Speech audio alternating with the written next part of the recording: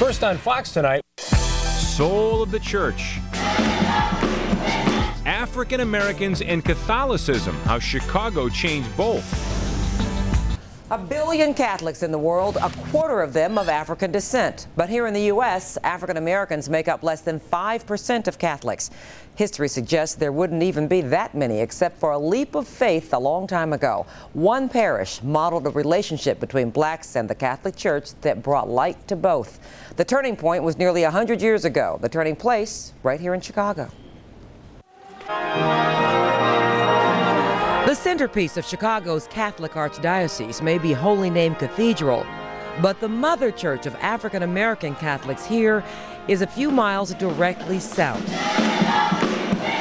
St. Elizabeth's at 41st and Michigan is celebrating 75 years of ministering to black Catholics. That mission started even earlier in this parish 90 years ago. St. Monica's became the nation's first Catholic church for blacks only. It was one-way segregation. The bishop at that time also wanted people to understand that black Catholics could attend any church they wanted to, but because of their small number, he was trying to bring everybody together in one church. But he didn't want white Catholics coming in and taking over their church. As it happened, when Irish Catholics fled the neighborhood, their church, St. Elizabeth's, was the one taken over. The merger with St. Monica's put St. Elizabeth under the SVDs, the order of priests who had grown the all-black church to overflowing.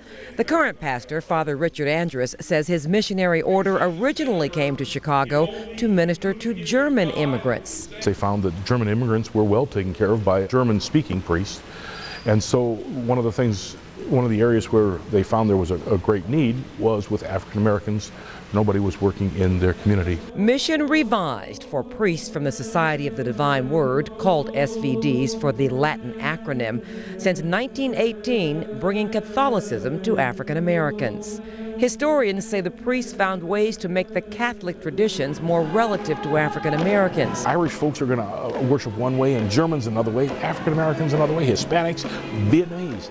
You know, but it's all the same God, the same church. Being foreign-born, the SVD priests did not tend to suffer from the racial prejudice so prevalent here, even in the church.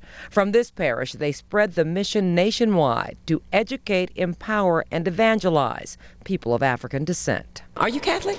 No, I'm not. But you have no problem with a Catholic education for your daughter? Not at all. I want her to have a good education. As it is between thousands of Catholic parishes and inner cities, the rich education in a poor neighborhood is certainly part of the bond between St. Elizabeth's and generations of families. For decades, miles of housing projects provided hundreds of prospective students. The children that I grew up with who did not come and get the education that was open to them, many of them are not living right now. Those nuns pushed me.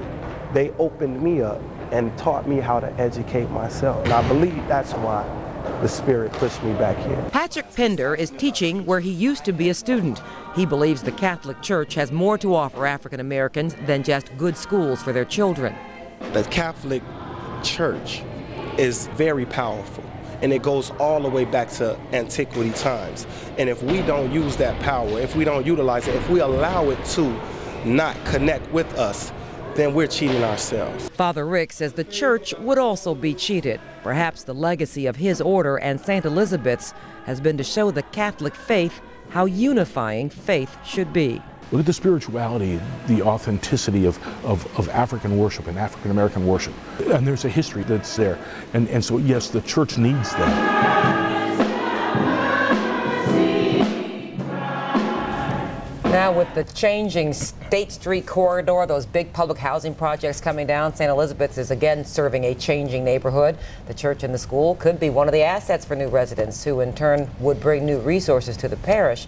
And of course, that's exactly what they need, Mark, because at one time they had 400 students at the school in the mid-'80s, now 250 because those housing projects have come down. And it's a familiar story all across Chicago with a lot of Catholic parishes. Right. They're shrinking and fighting for dollars and people. Well, if they get people who have a little more money moving into the area because it is gentrifying, then they'll be more viable because right now it costs them $3,900 per student to educate per year, but they only charge $2,200, and many can't pay that. Right. So they need to, kind of increase the resources and keep it as a have some full-price students coming. Yeah, exactly. Yeah. So anyway, good job they're doing down there still after all these years. Still ahead, it's a toxic mystery.